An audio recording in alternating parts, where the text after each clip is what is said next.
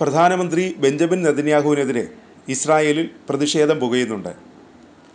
അധികാരത്തിൽ കടിച്ചു തൂങ്ങാനാണ് നെതന്യാഹു യുദ്ധവുമായി മുന്നോട്ടു പോകുന്നതെന്ന ആക്ഷേപം രാജ്യത്ത് പുറത്തല്ല അകത്തുമുണ്ട്. ബന്ദിമോചനം വൈകിയതിലും ഇപ്പോഴും ബന്ദികളെ പൂർണ്ണമായി മോചിപ്പിക്കാൻ കഴിയാത്തതിലും ശക്തമായ പ്രതിഷേധവും ഉയരുന്നുണ്ട്. അതിനിടെ നെതന്യാഹുവിനെ വെട്ടിലാക്കി ഇസ്രായേലിലെ പ്രമുഖരും രംഗത്തു വന്നു. അധിനിവേശ വെസ്റ്റ് ബാങ്കിൽ അനധികൃത ഇസ്രായേൽ കുടിയേറ്റക്കാർ ദിനം പ്രതി പലസ്തീനികളെ കൊല്ലുന്നുണ്ടെന്നാണ് ഇസ്രായേൽ മുൻ പ്രധാനമന്ത്രി എഹൂദ് ഓൾമർട്ട് തുറന്നടിച്ചത്. ഇസ്രായേൽ മാധ്യമങ്ങളായ ചാനൽ 12 നൽകിയ അഭിമുഖത്തിലും ഫാരഡ്സിൽ എഴുതിയ ലേഖനത്തിലുമാണ് എഹൂദ് ഓൾമർട്ടിൻ്റെ ആരോപണം. സർക്കാർ പിന്തുണയോടെയാണ് ഈ പ്രവർത്തനങ്ങൾ നടക്കുന്നതെന്ന ഓൾമർട്ടിൻ്റെ ആരോപണമാണ് നെതന്യാഹുവിനെ ശരിക്കും പ്രതിക്കൂട്ടിൽ നിർത്തുന്നത്. ഗുരുതരമായ ആരോപണമാണിത്. കാരണം ആരോപണം ഉയർത്തിയത് ഇസ്രായേലിൻ്റെ മുൻ പ്രധാനമന്ത്രി തന്നെയാണ്. വെസ്റ്റ് ബാങ്കിലും കിഴക്കൻ ജെറുസലേമിലും പലസ്തീനികൾക്കെതിരായ ആക്രമണങ്ങളിൽ ഭൂമി കയ്യേറ്റവും ഉൾപ്പെടുന്നു. ഇസ്രായേൽ കുടിയേറ്റക്കാർ നടത്തുന്ന പ്രവർത്തനങ്ങൾ അന്താരാഷ്ട്ര നിയമങ്ങൾക്ക് വിരുദ്ധമാണ്.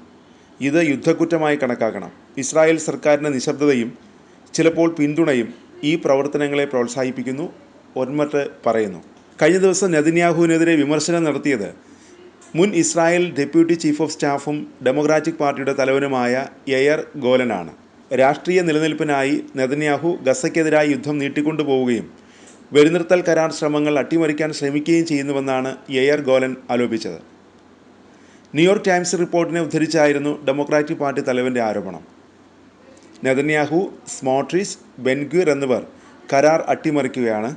തീവ്ര വലതുപക്ഷ നേതൃത്വം സൈനികരുടെയും തടവുകാരുടെയും ജീവിതത്തേക്കാൾ അവരുടെ രാഷ്ട്രീയ നിലപാടുകൾക്ക് മുൻഗണന നൽകുന്നുവെന്നും യയർ ഗോലൻ ആരോപിച്ചു. നെതന്യാഹു സർക്കാരിലെ മന്ത്രിമാരെയും യയർ ഗോലൻ പ്രതിക്കൂട്ടിൽ നിർത്തുന്നുണ്ട്. തീവ്ര വലതുപക്ഷ ധനമന്ത്രി ബെസലേൽ സ്മോട്രിച്ചിൻ്റെ ഭീഷണിയെ തുടർന്നാണ് ഗസ വെടിനിർത്തൽ കരാർ നെതന്യാഹു ഉപേക്ഷിച്ചതെന്നും അദ്ദേഹം ആരോപിച്ചു. കുറഞ്ഞത് 30 ബന്ദികളുടെ മോചനം ഉറപ്പാക്കാമായിരുന്ന വെടിനിർത്തലാണ് സ്മോട്രിച്ചിൻ്റെ ഭീഷണിയെ തുടർന്ന് ഉപേക്ഷിച്ചതെന്നും യയർ ഗോലൻ പറഞ്ഞു.